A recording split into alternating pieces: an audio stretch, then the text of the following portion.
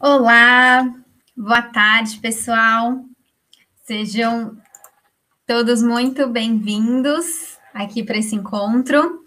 Eu sou a Tati Fukamati e eu estou aqui hoje para conversar um pouquinho com vocês sobre um tema que eu venho estudando e venho trabalhando já aí ao longo dos últimos anos da minha carreira, que é a empatia.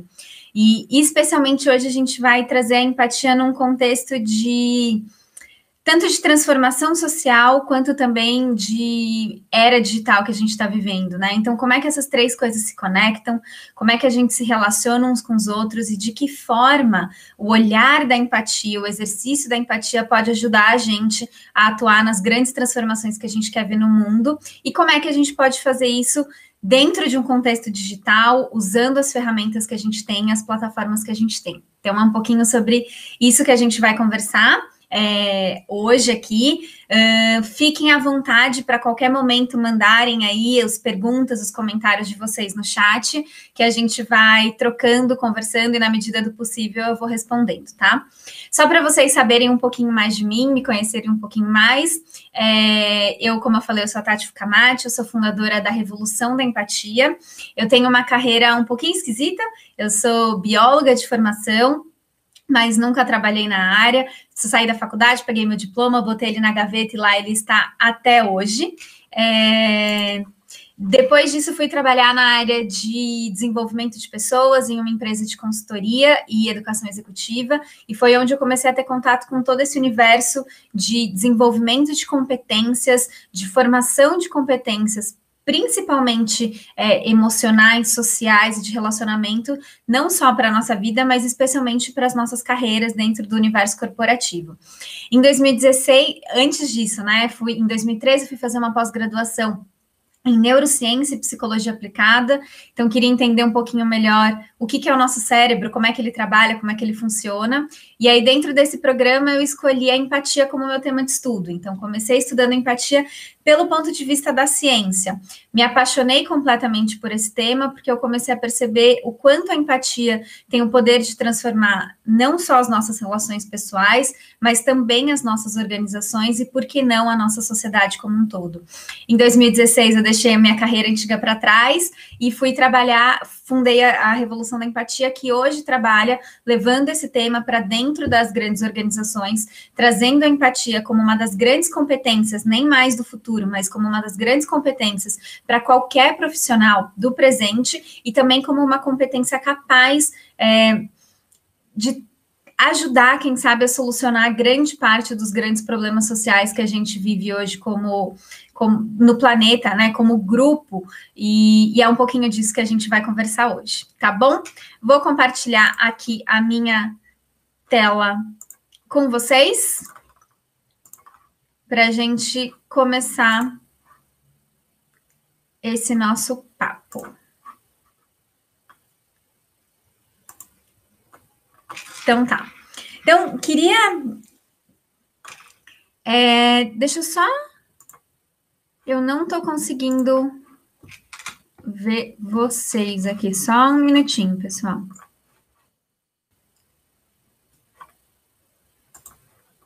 Deixa eu só...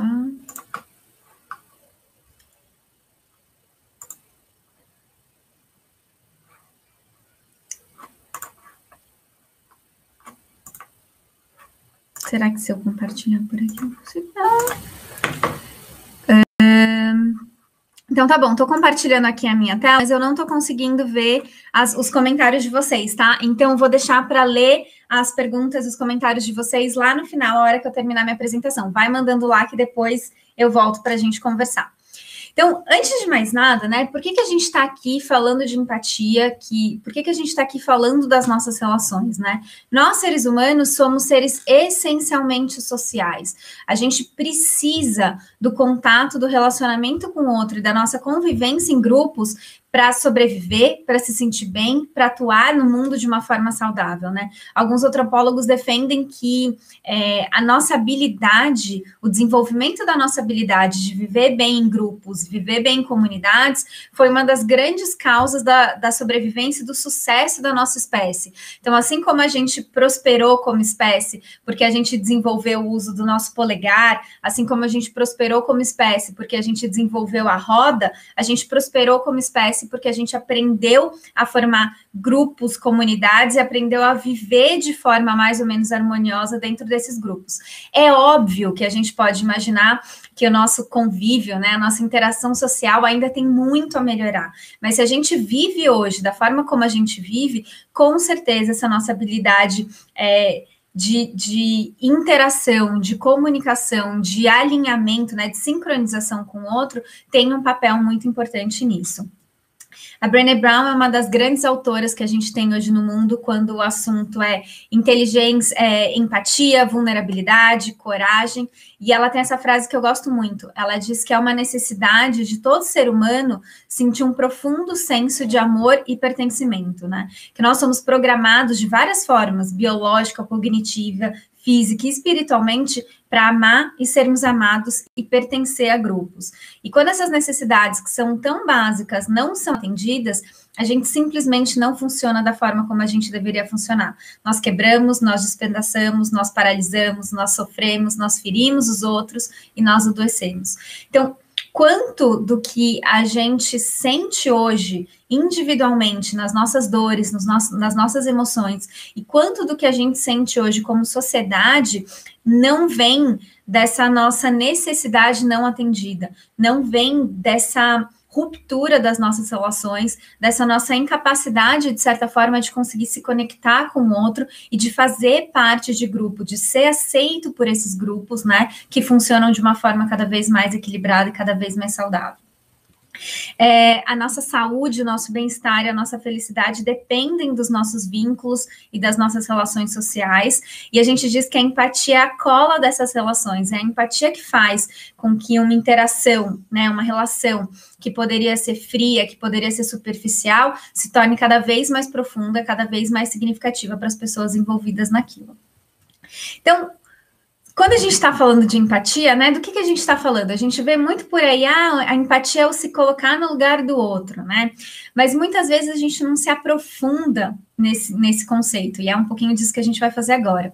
Então, existem vários conceitos diferentes para definir empatia, áreas de estudo diferentes definem empatia também de formas diferentes, mas no geral, o que todas elas trazem, o que todas elas têm em comum, é que empatia é a nossa capacidade ou a nossa competência de conseguir se colocar no lugar do outro, compartilhar os seus sentimentos e enxergar o mundo pela sua perspectiva. Então, como é que eu entendo o que o outro está vivendo, o que o outro está sentindo e como é que de alguma forma eu sinto junto. Preciso sentir exatamente igual para estar expressando empatia?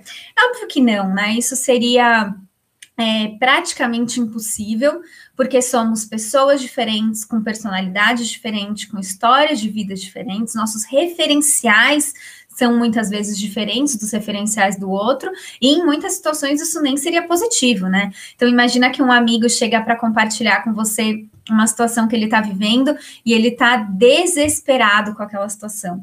Se você ficar desesperado junto com ele, isso provavelmente só vai te fazer mal, e você também não vai conseguir ajudar ele de forma nenhuma, vão ser só duas pessoas desesperadas juntas, né? Então, empatia não é sobre o estar exatamente no lugar do outro, mas é sobre essa nossa intenção de conexão com o outro. Como é que eu me coloco nesse lugar de disponibilidade para aquela relação? Como é que eu me interesso em saber o que o outro pensa, o que o outro sente? Como é que eu me permito me conectar, sentir junto? E como é que eu entendo também de que forma o meu papel e as minhas ações influenciam no lugar do outro, influenciam a forma como o outro se sente, a forma como o outro experimenta a vida dele, experimenta o mundo de uma forma total, né? Logo que eu comecei a estudar sobre esse tema da empatia, eu achei curioso porque um grande paradigma para mim começou a se quebrar, né? Então, desde que eu era novinha, eu aprendi aquela famosa regra de ouro. Então, faça aos outros o que você gostaria que fizessem a você, ou não faça aos outros o que você não gostaria que fizessem a você.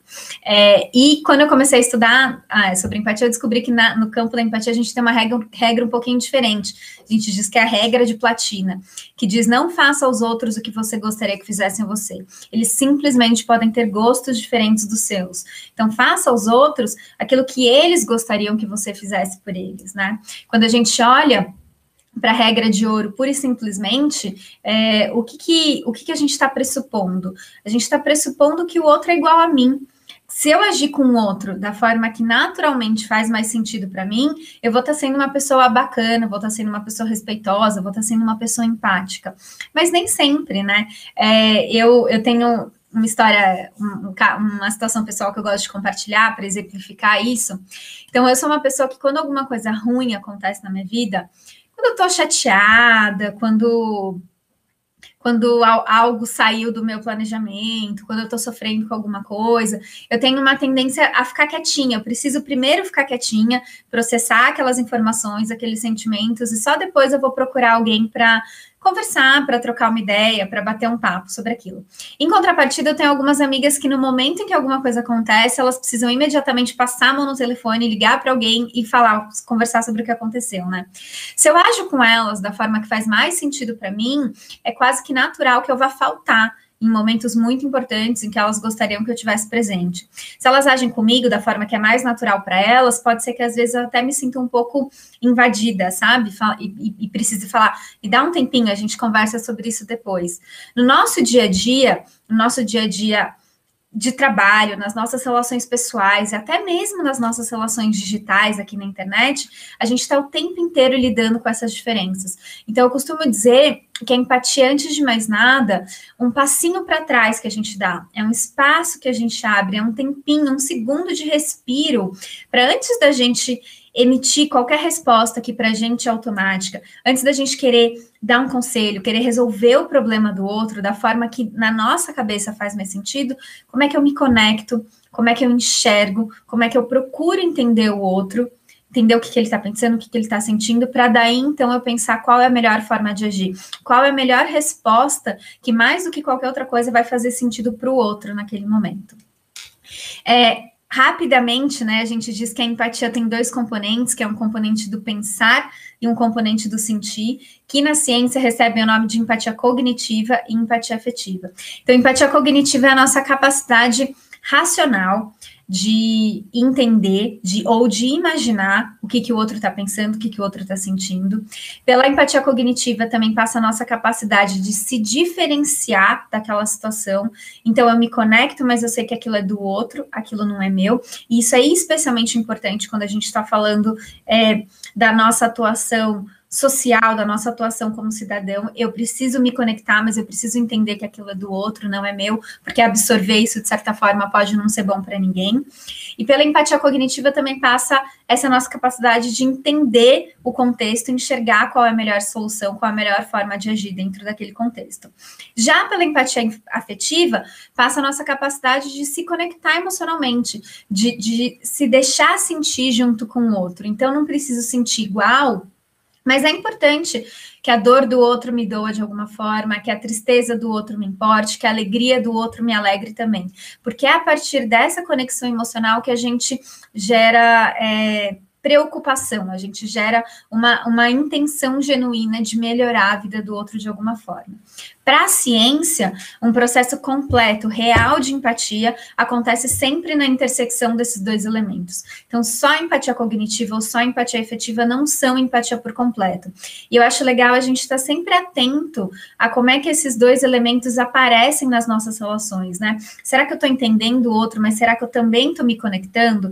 Será que eu estou me conectando muito aqui, mas eu também estou conseguindo me diferenciar dessa situação e processar qual é a melhor forma de lidar, qual é a melhor forma de responder de um jeito que faça sentido para o outro e para mim também ao mesmo tempo. Então, é bem interessante ficar de olho no equilíbrio entre esses dois elementos nas nossas várias relações.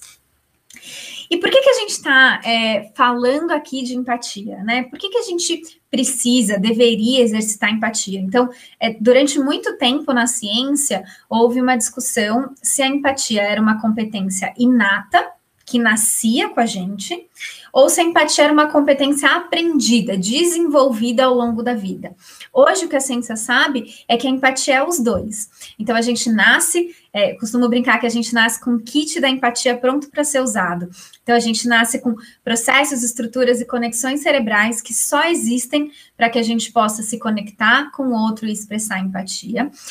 E a gente, desde que a gente nasce, a gente já começa a manifestar algumas das bases neurobiológicas da empatia. Então, por exemplo, desde que a gente nasce, a gente começa a imitar o outro. Vocês já devem ter visto isso, né?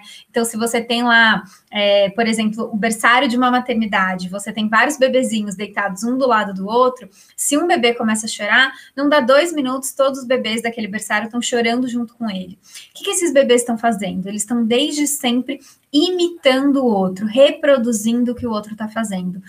A ciência descobriu que a gente tem um sistema de neurônios, que é chamado de sistema de neurônios espelho, responsável por espelhar na gente aquilo que a gente vê, que a gente sente ou que a gente imagina no outro. Então, a gente nasce com essa habilidade, a gente nasce com a capacidade de expressar a empatia, mas a gente pode e deve treinar a empatia ao longo de toda a nossa vida. Então, a ciência também descobriu que o nosso cérebro é plástico.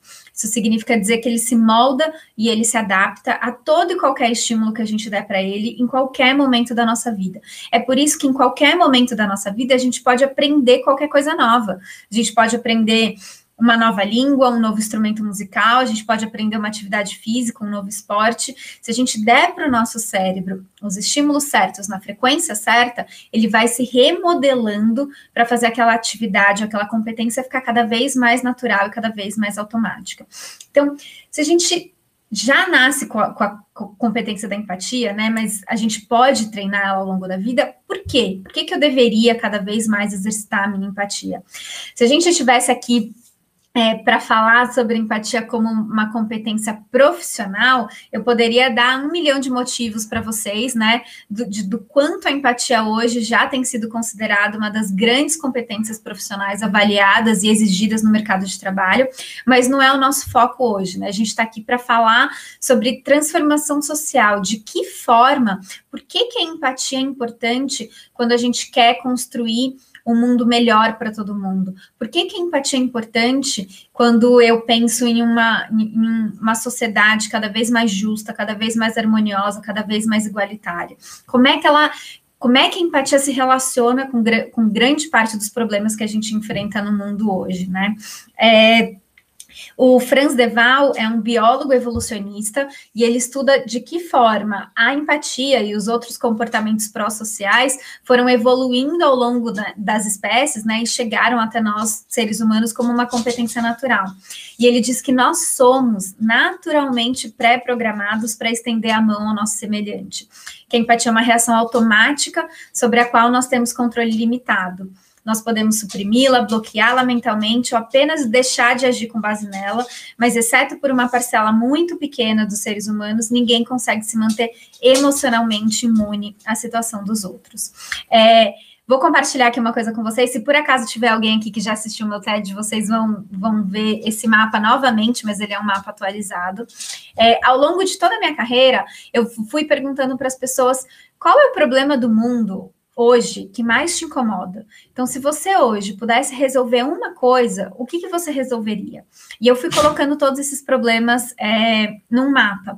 E aí, recentemente, umas 2 semanas atrás, eu refiz essa pergunta nas minhas redes sociais, porque eu acho que o contexto mudou muito, né? E eu queria ouvir quais são as novas respostas. Então, aqui nessa tela, a gente tem alguns dos problemas mais comuns que as pessoas trazem como uma grande questão para elas, né? Então, se eu pudesse resolver uma coisa, eu resolveria isso aqui. Então, a gente tem desde grandes problemas globais, como guerras, como desigualdade, como pobreza, A gente tem problemas de relação, como preconceito, homofobia, machismo, intolerância de todas as formas, intolerância religiosa, de gênero, intolerância de opiniões.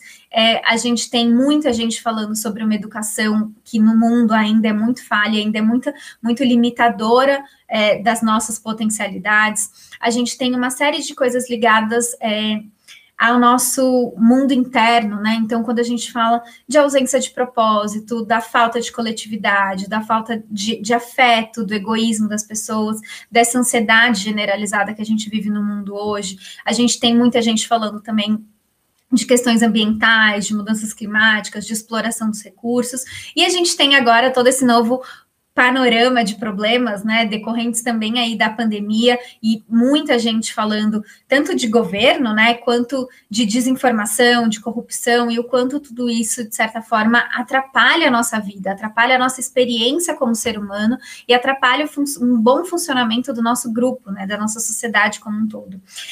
Esses problemas, eles têm todos nominhos diferentes, né? Eles são todos problemas separados, de certa forma, mas eles não são isolados. Todos esses problemas se conectam de alguma forma. Aqui vocês estão vendo algumas linhas de conexão, de como esses vários problemas se alimentam, mas se eu fosse colocar todas as linhas possíveis, a gente nem conseguiria entender esse mapa, né? De certa forma, uma coisa alimenta a outra, né? A gente está o tempo inteiro... as coisas são interconectadas, né? A gente vive num mundo sistêmico em que tudo se alimenta.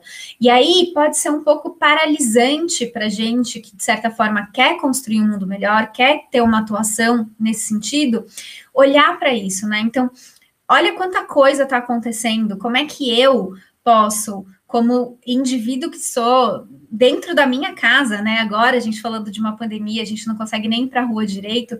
Como é que eu faço para atuar num sistema tão complexo? Como é que eu faço para mexer num mapa de problemas que é tão gigante e que é tão profundo, né?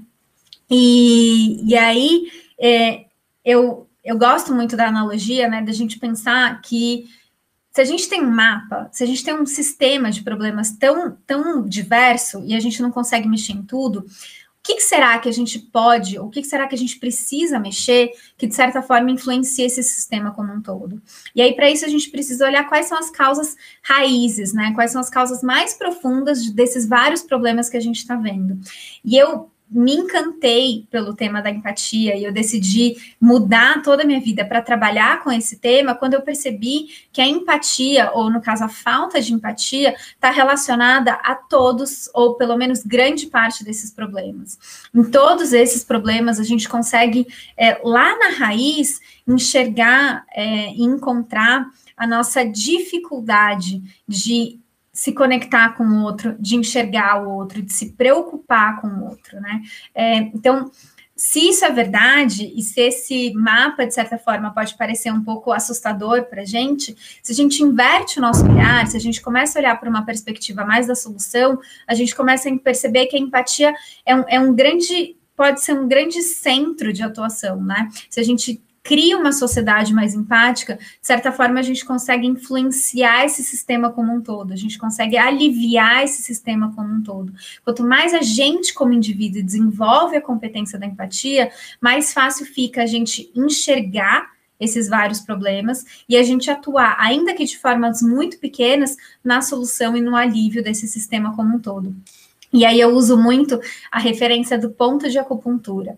Então, na medicina chinesa, os pontos de acupuntura são pontos do nosso corpo que concentram grande fluxo de energia, grande movimentação do nosso corpo e que estão super conectados com outros pontos. Então, no momento que numa sessão de acupuntura a gente ativa um ponto, a gente não está resolvendo um problema específico, a gente está aliviando o sistema como um todo. Então, eu fiz muito tempo de acupuntura, e eu tenho alguns problemas respiratórios, e às vezes a acupunturista ia lá e colocava uma agulhinha no ponto do fígado, e aquilo parecia uma coisa meio esquisita para mim, mas é porque a gente está falando de um sistema absolutamente interconectado e que se retroalimenta o tempo inteiro. Quando a gente mexe naquilo, a gente mexe no todo. E eu definitivamente acredito que a empatia é um desses grandes pontos de acupuntura da nossa sociedade hoje. Se a gente criar uma sociedade mais empática, a gente alivia o sistema como um todo. A gente está aqui na Campus Party, né, que é um evento que fala tanto de tecnologia, de inovação, né, de novas ferramentas, de novas plataformas, né, e eu acho que é muito importante a gente pensar a serviço do que isso está trabalhando, a serviço do que a gente está usando essa tecnologia, né? A tecnologia, ela não é fim, ela não pode ser fim, a tecnologia, ela precisa ser meio, ela precisa ser um meio para que a gente consiga fazer aquilo que a gente quer, para que a gente consiga gerar as transformações que a gente quer ver no mundo, né? Então, a Rita, ela é uma grande especialista do mundo dos negócios, né? Já foi CEO de várias organizações, hoje é fundadora de uma grande consultoria que trabalha com inovação e que trabalha muito com as tendências do futuro. E ela fala que sem empatia, a inovação é simplesmente uma ideia vazia, que a gente não pode enxergar o nosso caminho para o futuro sem a capacidade de enxergar uns aos outros. Que às vezes, por mais que a gente esteja falando de um mundo absolutamente tecnológico, a gente precisa deixar o nosso telefone, os nossos devices de lado e ouvir novas ideias e olhar no olho das pessoas, né? A gente precisa dominar a habilidade de se colocar no lugar do outro, sentir o que o outro sente e trabalhar para criar soluções para o bem comum. Então, como é que a gente usa tudo que a gente tem para o bem comum? Como é que a gente usa tudo que a gente tem para, de certa forma, aliviar aquele sistema e começar a construir um mundo que realmente faz sentido, não só para a gente, mas para todo mundo. E eu sei que é muito complexo falar disso. Eu sei que grande parte daqueles problemas que estavam naquele mapa não tem uma solução simples, não tem uma solução única, e muitos deles envolvem soluções muito sistêmicas, soluções que precisam de políticas públicas, precisam de governo, precisam das grandes instituições do mundo, precisam de mudanças muito grandes, né? Mas a gente também não pode ficar paralisado e a gente também não precisa ficar esperando que um dia isso aconteça, né? Então, como é que a gente, como indivíduo, como uma das mais de 7 bilhões de pessoas que existem no mundo, como é que eu, como indivíduo, nesse momento meio que preso dentro da minha casa, como é que eu posso expandir a minha empatia de uma forma que ela mexa naquele sistema, ainda que, de novo, ali, né, num trabalho de formiguinha, como é que a empatia pode me motivar, como é que o exercício da empatia pode me colocar num caminho de atuar cada vez mais no sentido da construção do mundo que eu quero, né? Então, eu trouxe aqui 4 dicas rápidas de como é que a gente pode fazer isso, especialmente nesse contexto que a gente está vivendo. Então, acho que a primeira delas é tomar um grande cuidado na forma como a gente se comunica. Então, a gente tem um processo de espelhamento, né? Falei um pouco ali para vocês que a gente está o tempo inteiro espelhando os sentimentos dos outros, né?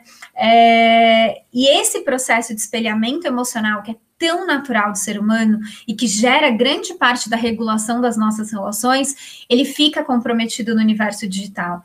Então, se você está ali falando com uma pessoa e você ofende aquela pessoa, você está ali presente, você é obrigado a lidar com a reação daquilo, sabe? Você vai espelhar, de certa forma, o sentimento que você causou. Então, é por isso que muitas vezes a gente não tem coragem, né, de falar no presencial, ali no ao vivo, muitas das coisas que se falam na internet. Então, de certa forma, é como se fosse o universo digital, é como se criasse uma barreira que separasse a gente do outro e que permitisse que a gente deixasse a empatia de lado, porque de certa forma eu não estou precisando lidar com aquilo, eu jogo aquele sentimento, aquela reação no outro e eu saio fora porque, né, estou aqui dentro da minha casa, estou protegido por essa nossa distância, né? Então, eu acho muito importante a gente lembrar que do outro lado também existe um ser humano. Às vezes a gente vê a fotinho do Instagram, a gente vê o avatar do joguinho, né? E a gente acha que é aquilo, e não é. Do outro lado, assim como desse lado existe você, que é um... Eu brinco que nós seres humanos somos pocinhos de sentimentos e necessidades, né? E tudo que a gente faz é motivado por esses nossos sentimentos e necessidades. Do outro lado daquela fotinho, daquele avatar, também existe uma pessoa com seus sentimentos, com as suas necessidades. E tudo que acontece no universo digital influencia cada um de nós, né? O universo digital também é vida real. Não é porque tá aqui, né? Não é porque não é palpável que deixa de ser vida real. A gente continua sendo pessoas reais lá dentro, né? Então, eu vejo que muitas das tensões que a gente tem vivido hoje, especialmente nesse último ano e meio, né, vem muito disso, vem do nosso esquecimento de que no universo digital também continuamos sendo pessoas, continuamos sendo seres humanos, e acho que para a gente construir um mundo melhor, talvez esse seja o primeiro passo, né? Cuidar da forma como a gente se coloca, cuidar da forma como a gente comunica com o outro, cuidar da forma como o nosso lugar afeta o lugar do outro. Talvez eu não precise estar no lugar do outro, mas essa consciência de como eu afeto o outro já é um primeiro passo bem importante. Acho que uma segunda dica legal é que a gente está falando cada vez mais de diversidade, né? Da importância da diversidade, e nunca foi tão fácil acessar a diversidade. Nunca foi tão fácil entrar em contato com pessoas e realidades tão diversas das nossas, né? Antes, só no mundo presencial, muitas vezes a gente fica preso dentro de uma bolinha, né? Dentro de uma bolha do nosso bairro, da nossa cidade, das pessoas que a gente conhece, da nossa realidade econômica, né? Das pessoas com quem a gente convive. E hoje em dia, as redes sociais permitem que a gente faça uma grande ampliação da nossa perspectiva e do nosso repertório de mundo. Você pode pegar teu Instagram e você pode seguir um monte de gente diferente, sabe? E acompanhar pessoas que são representativas de muitas causas, de muitos discursos, de muitas realidades que não são as nossas. Quanto mais a gente faz isso, mais a gente expande a nossa empatia.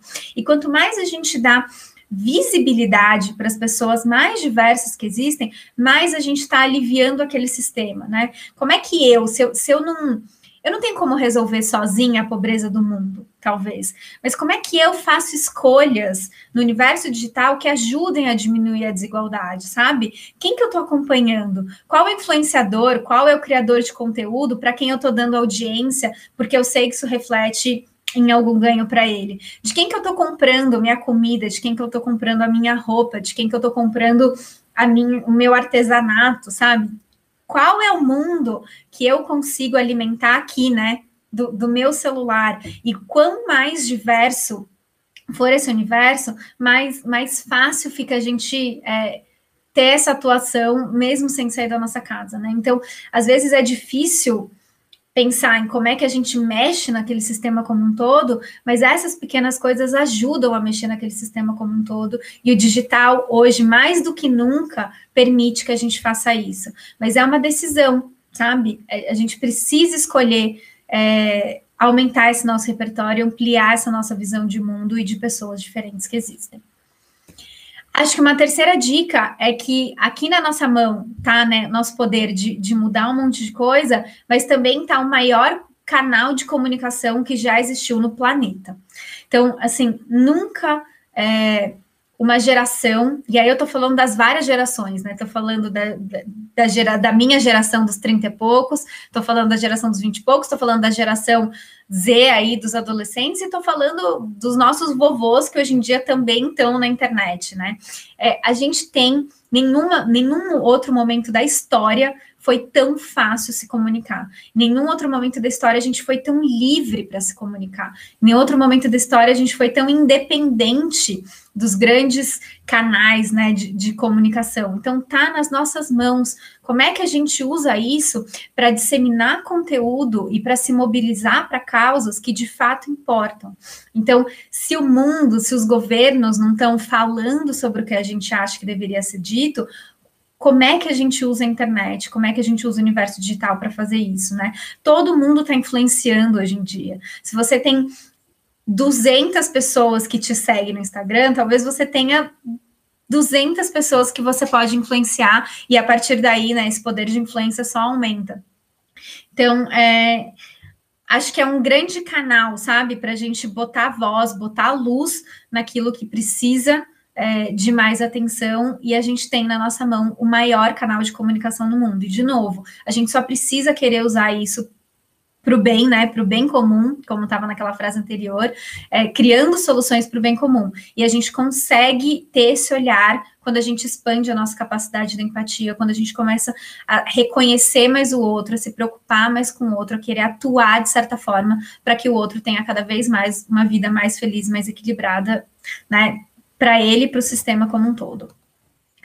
E, para além disso, né, sempre que possível, a gente pode oferecer alguma ação, né? Eu falei lá atrás que a empatia tem esse componente do pensar e do sentir, né? Mas a empatia também pode ter esse componente do agir. Então, o que eu me conecto com o outro, eu entendo o que o outro está vivendo, eu entendo o que o outro está sentindo, e a partir desse momento eu faço alguma coisa. E mesmo no universo digital, mesmo sem a gente estar presencialmente junto, mesmo sem a gente poder sair de casa, tem muita coisa que a gente pode fazer, tem muita coisa que a gente pode doar, que dá para o outro a sensação de que ele importa. Dá para o outro a sensação de que ele está vivendo uma experiência de empatia, que ele está sendo visto, que ele está sendo, que ele está importando para alguém. A gente pode doar dinheiro, a gente pode doar recurso, mas a gente pode doar tempo, a gente pode doar escuta, a gente pode doar atenção. E são essas pequenas coisas que, de uma forma consistente, né, e quanto mais gente fazendo, podem ajudar a gente a aliviar aquele sistema como um todo, que parece tão complexo, que parece tão difícil, mas que com certeza tem a empatia ali como um dos elementos centrais, como um ponto de acupuntura, que se a gente mexer naquilo, a gente mexe no todo. A felicidade é coletiva, não estou falando isso da minha cabeça, muitos estudos mostram que pessoas mais felizes estão inseridas em comunidades mais felizes e saudáveis. A nossa saúde, a nossa felicidade depende da saúde e felicidade das comunidades em que a gente está inserido. E aí, comunidades em que a gente está inserido, a gente pode pensar na nossa família, a gente pode pensar no nosso bairro, mas a gente pode pensar numa comunidade planetária como um todo, né? A gente está aqui vivendo junto nesse mesmo planeta. E quanto mais esse planeta, todo mundo desse planeta for mais saudável e mais feliz, a nossa tendência a também ser mais saudável e mais feliz é muito grande. Então, acho que é uma via de mão dupla, né? A gente se coloca, de certa forma, no lugar do outro, para que o todo seja mais feliz e para que isso volte para a gente também nesse processo de espelhamento que acontece o tempo inteiro. Acho que a gente tem vivido ainda, infelizmente, um momento de muita intolerância em todos os sentidos, né? Intolerância das mais clássicas de intolerância política, intolerância religiosa, intolerância étnica, intolerância de gênero, intolerância de opiniões, intolerância de posicionamentos. E qual que é o oposto da intolerância, né? O oposto da palavra intolerância é a tolerância, mas eu não consigo gostar dessa palavra, sabe? Eu não consigo achar que é nela que a gente tem que mirar. Eu não quero ser tolerada pelo outro, sabe? Eu não quero simplesmente tolerar a opinião do outro. Então, eu acho que a empatia é um caminho para, quem sabe, a gente conseguir sair da intolerância e chegar no respeito. Respeito, na origem da palavra em latim, significa olhar outra vez. Então, aquilo ou aquele que é digno do meu respeito é aquilo que é digno de um segundo olhar, de um olhar que vai para além dos meus julgamentos, vai para além dos meus preconceitos, vai para além das minhas ideias prontas sobre aquela pessoa, respira, abre aquele espacinho e enxerga de novo quem está ali, o que aquela pessoa sente, o que aquela pessoa precisa e como é que a partir daí a gente pode se conectar. E eu acho que esse é um caminho importante para a gente trilhar, sabe? É um olhar importante para a gente ter se a gente quer construir um mundo melhor para todo mundo. A empatia é uma escolha que a gente pode fazer em absolutamente qualquer cenário, em absolutamente qualquer relação. Momentos de crise, como esse que a gente está vivendo, né? Momentos em que as nossas necessidades ficam tão latentes, né? A gente pode ser levado a acreditar que é melhor eu olhar para mim. É melhor eu garantir os meus próprios recursos. É melhor eu garantir a minha saúde física e emocional. né? E deixa o resto, deixa eu sobreviver aqui nesse contexto e deixa o resto. Só que essa não é uma verdade. Se a gente entende que a gente está o tempo inteiro espelhando, se a gente entende que a nossa saúde, a nossa felicidade depende do contexto, a gente precisa olhar para o contexto para que a gente possa sobreviver. Lá no começo, né? Nós somos seres sociais. E a empatia é uma escolha que ajuda a gente a construir relações e contextos sociais que sejam benéficos para todo mundo. Eu acho que a empatia é um dos grandes superpoderes, assim, a serem desenvolvidos pela humanidade, porque ele não é um superpoder que deixa a gente mais forte ou mais inteligente, né? Ele é um superpoder que deixa a gente mais humano, e é um superpoder que, com certeza, pode ajudar a gente nesse caminho, nessa transição entre o mundo que a gente vive e o mundo que a gente, de fato, quer viver. Era isso que eu queria trazer de conteúdo. Vou aproveitar aqui que a tela ainda está compartilhada, vou deixar aqui os meus contatos para quem quiser acompanhar um pouco mais meu trabalho, quem quiser acompanhar no Instagram, estou sempre lá postando, respondendo perguntas, dando dicas de livros, filmes, podcasts, para quem quer se debruçar mais nesse assunto. Vou parar de compartilhar aqui e vou voltar aqui para minha tela para conversar um pouquinho mais com vocês e ver o que vocês mandaram. Quem quiser agora também mandar perguntas, mandar suas dúvidas, fique à vontade. O Tadeu está falando aqui que como a gente está longe, ninguém sabe o que o outro está sentindo, né? Eu acho que sim e não, sabia, Tadeu? Eu acho que a gente não sabe. O que acontece? Quando a gente encontra as pessoas, esse contato fica mais fácil. Então, sei lá, você chega no seu escritório e você olha para a pessoa que trabalha com você, você de fato percebe o estado emocional dela, né? Então, hoje em dia, isso é mais difícil. A gente está se encontrando, né, virtualmente. Às vezes, nas reuniões, as pessoas nem abrem as câmeras, né? A gente nem consegue se ver. Mas a gente pode criar caminhos para isso, sabe? A gente pode perguntar, a gente pode criar processos para que mesmo à distância a gente saiba o que o outro está sentindo. Então, por exemplo, uma dica que eu tenho dado muito, né, dentro dos meus clientes corporativos. Tem equipe que faz reunião todo dia, ou tem equipe que tem uma reunião longa aí uma vez por semana.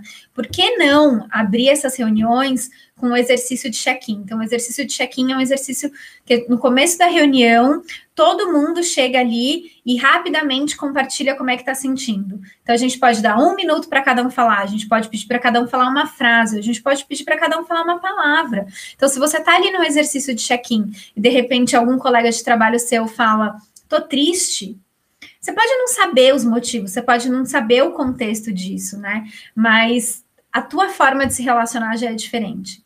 Então, acho que dá para a gente, mesmo à distância, mesmo longe, estabelecer processos que ajudem a gente a entender o outro, como é que a gente está sentindo, e a gente pode fazer isso nas nossas relações, sabe? A gente pode ligar para um amigo e não ficar naquele oi, tudo bem, protocolar, sabe? Porque às vezes a gente fala, e aí, tudo bem? Tudo? Tá, então, deixa eu te falar. A gente não está abrindo espaço para a pessoa responder de verdade, né? E a gente pode fazer isso nas nossas relações. A gente pode ligar para um amigo, pode ligar para nossa mãe, pode ligar para a avó e falar, e aí, tá tudo bem? Como é que você tá? O que aconteceu essa semana? E abrir espaço para essa conexão acontecer. Deixa eu ver se tem mais comentários aqui. Eu não tô conseguindo... Vixe, eu não tô conseguindo descer os comentários. Meninas da organização aqui, se tiver alguma pergunta que vocês conseguirem jogar aqui no chat para mim, ou se quem mandou alguma pergunta antes quiser repetir e mandar de novo, que aí ela sobe aqui para mim e eu consigo ver.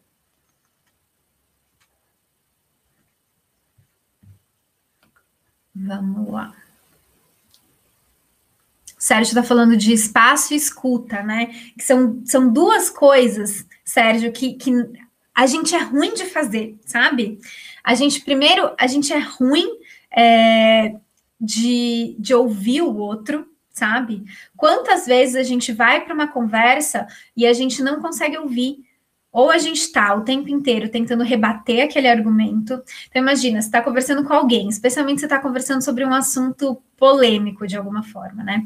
E aquela pessoa vai fazer uma fala de 60 segundos, 1 minuto.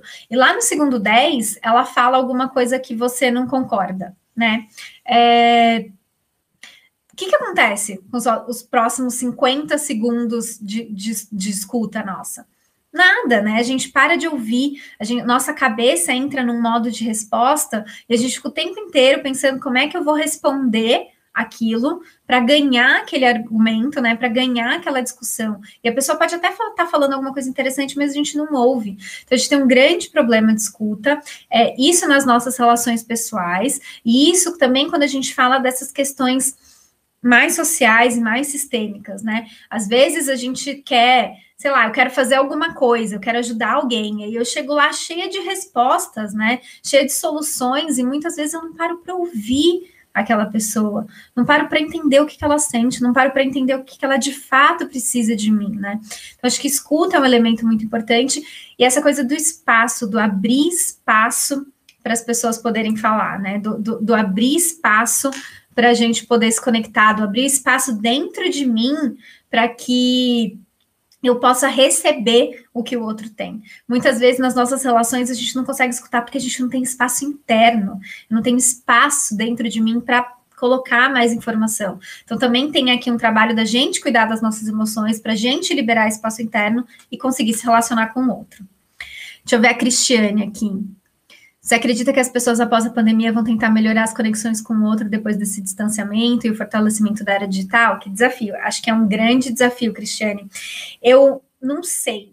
Eu acho que qualquer resposta que eu te der aqui ainda é uma especulação, porque eu acho que é difícil a gente generalizar. Para a gente generalizar, a gente precisa, sabe, de um acompanhamento de tendências, de dados e etc e tal. Eu acho que tem de tudo. Eu acho que tem gente que nessa pandemia sentiu, sendo quem somos, né, sendo seres sociais, a gente sentiu muito a falta do contato, da interação, é por isso que tem tanta gente doente, é por isso que tem tanta gente triste, é por isso que tem tanta gente deprimida, de certa forma, né, porque a gente sentiu muito falta dessas relações, e acho que tem gente que a partir de agora vai valorizar cada vez mais, né, essas relações, ao mesmo tempo que eu acho que é assim, de certa forma, né? Nosso cérebro é plástico, nosso cérebro ele se adapta ao contexto que ele tá. Então, quanto mais a gente se afasta das pessoas, mais afastada a gente está das pessoas e mais difícil é voltar. Então, eu tenho conversado com algumas pessoas que têm medo, estão com um pouco de medo de como vai ser essa relação de novo, sabe? Como é que eu vou... É quase como se eu tivesse desaprendido a lidar com os defeitos das outras pessoas. É quase como se eu tivesse desaprendido a me relacionar. Então eu acho que a gente vai ver um pouco de tudo. Eu acho, mas eu acredito que a gente pode... Eu não vou nem falar tirar alguma coisa boa, porque eu acho que essa não é uma frase que faça sentido no contexto que a gente viveu com tanto de morte, não dá para tirar alguma coisa boa disso. Mas eu acho que a gente pode refletir sobre como é que a gente se relaciona a partir de agora, de um jeito que as nossas relações ganhem mais importância e ganhem mais cuidado, sabe? Mas eu acho que o que de fato vai acontecer ainda é uma especulação, a gente ainda não sabe, né? Tô vendo aqui, torcendo pela volta do abraço. Eu também tô torcendo muito pela volta do abraço. Vocês sabem que tem não sei se vocês conhecem a Monja Coen. E a Monja Coen, ela tem um vídeo, é que eu não sei o nome do vídeo, tá? Depois eu posso até procurar e deixo no meu Instagram lá, para quem quiser ver. Em que ela conta de um experimento que os nazistas faziam com alguns prisioneiros. Então, eles separavam homens e mulheres, deixavam esses homens e mulheres em grupos, né, presos em gaiolas, sem comer, sem roupa, e aí eles queriam saber, depois de um tanto de tempo, se eles abrissem essas gaiolas, o que essas pessoas iam fazer. E aí ia ter um grande banquete lá, e esses homens e mulheres iam se encontrar. Então, o experimento nazista era, será que essas pessoas vão primeiro se alimentar, ou será que essas pessoas primeiro vão fazer sexo? Qual é o instinto natural do ser humano? E ela conta nesse experimento que eles abriram essas gaiolas e as pessoas correram umas para as outras e se abraçaram e choraram, né? Então, ela fala, né? Ela faz essa reflexão. Eu acho que esse é o instinto do ser humano, né? Um instinto de conexão, um instinto de sororidade, um instinto de convivência entre as pessoas. E eu gosto muito desse vídeo, e é utópico de certa forma, né? Mas eu prefiro acreditar que existe essa semente dentro da gente, que a gente pode voltar para ela. Jean falando a indicação do livro Palhaço e Psicanalista sobre saber me escutar e como isso ajuda a construir relacionamentos mais sólidos. Sim, o Cláudio Tebas, que é um dos autores, ele é um cara incrível que fala muito sobre o poder da escuta. Ele tem uma série no YouTube de vídeos que ele fala que é Fala que eu não te escuto. E ele faz experimentos pela cidade, falando coisas para as pessoas e mostrando o quanto a gente não escuta. Então, um desses experimentos, ele vai para o Parque do Ibirapuera com um abaixo-assinado e ele vai pedindo assinatura para as pessoas e falando: oi, tudo bem? Eu estou fazendo aqui um abaixo-assinado pró-corrupção para ver se a gente consegue continuar as coisas do jeito que elas estão, né? Para ver se a corrupção consegue continuar do jeito que está. Será que você pode assinar? E as pessoas assinam. Né? Tem um outro momento que ele para numa cidadezinha e ele fala: oi, você pode me explicar onde é que é a prefeitura, que eu estou indo lá matar o prefeito? E aí a pessoa explica onde é a prefeitura, né? Então é um pouco para mostrar o quanto a gente de verdade não para escutar o que o outro está dizendo. Acho que esse livro é uma grande indicação, o Cláudio como um todo é uma grande indicação nesses assuntos de empatia, mas também principalmente na coisa da escuta. Que mais? Torcer pela volta do abraço. A Caroline falando que a terapia tem ajudado bastante. Eu acho que, assim, nesse momento, momentos de crise como esse que a gente está vivendo, a gente está lidando com sentimentos muito desafiadores. E todo mundo, tá? Eu trabalho muito com as organizações, falo muito com as pessoas dentro das organizações, e é muito raro achar alguém que não esteja, de alguma forma, lidando com esses sentimentos desafiadores. A gente está com medo, a gente está ansioso, a gente está preocupado, a gente está triste, a gente está estressado, ou a gente está solitário, ou a gente está estressado com excesso de convivência familiar. Então, a gente está lidando com muita coisa natural. Essas experiências, esses sentimentos todos fazem parte da nossa experiência humana, né? E para a gente se relacionar de uma forma positiva com o outro, o primeiro passo é a gente se relacionar de uma forma positiva com a gente. E aí o que funciona para cada um é muito particular, mas é importante que cada um de nós encontre esse caminho de autoempatia e de autocuidado, né? O que eu faço para lidar com tudo isso que eu sinto, para que eu me sinta bem, e justamente o que eu estava falando antes, para que eu abra espaço interno para me relacionar com as pessoas de uma forma mais positiva. Então, pode ser, tem gente que é a terapia, eu também, eu faço terapia semanalmente, não largo por absolutamente nada. Tem gente que é o esporte, tem gente que é a música, tem gente que é a cozinha, a culinária, né? Então, é muito importante que a gente encontre formas que ajudem a gente a lidar com os nossos próprios sentimentos, né? Porque isso também, né, voltando aqui, nosso tempo está acabando, mas voltando aqui para o tema central do que a gente está falando, para a gente conseguir atuar de uma forma positiva, até mesmo de uma forma social, a gente precisa estar bem com a gente precisa ter o que oferecer para o outro, que não precisa ser, de novo, não precisa ser dinheiro, não precisa ser recurso, a gente pode oferecer um monte de coisa, a gente pode oferecer, como a gente falou, né, escuta, tempo, visibilidade, ajuda, né, influência, a gente pode oferecer um milhão de coisas, mas para isso a gente precisa ter o que oferecer, e aí o primeiro passo é a gente cuidar um pouco mais da gente com carinho e com atenção. Gente, a gente tem mais, sei lá, 2 minutinhos. Alguém quer mandar aqui alguma última pergunta para a gente fechar? Deixa eu ver se veio alguma coisa. Não. Então, eu queria aproveitar esses 2 últimos minutos para deixar esse convite, sabe?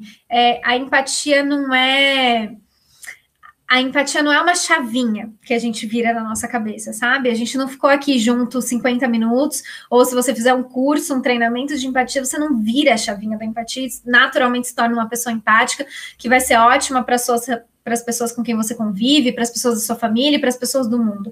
A empatia é processo. A empatia é treino, a empatia é exercício, a empatia é escolha diária de olhar para o outro e com aquele exercício do respeito, né, enxergar o outro de novo e de novo e de novo. Então, acho que fica aqui o meu convite para que a gente aceite esse processo, para que a gente entre nesse processo e para que a gente faça a escolha da empatia, né? E fazendo a escolha da empatia, eu tenho certeza, assim, eu sou suspeita, mas eu posso garantir que isso só traz benefício para a gente, para as pessoas que convivem com a gente, para a nossa atuação profissional e para o mundo como um todo, né? Se a gente quer mudar o mundo, a gente precisa começar mudando a gente e, com certeza, desenvolver essa habilidade da empatia é um passo bem importante para que a gente possa se conectar com o outro. Tá bom? Agradeço vocês. De novo, convido todo mundo que quiser acompanhar mais o meu trabalho, me procurar lá no Instagram, Tati Fukamati. Quem quiser me escrever também no e-mail, pelo site, fica à vontade. E espero que a gente possa se ver de novo juntos em algum outro momento, em alguma outra oportunidade. Tá bom? Daqui a pouco eu devo cair. Mas é isso, gente. Obrigada e um ótimo evento para todo mundo, que vocês consigam, né, participar de muitas outras palestras, muitas outras conversas e que possam acrescentar bastante aí no processo, no desenvolvimento de vocês.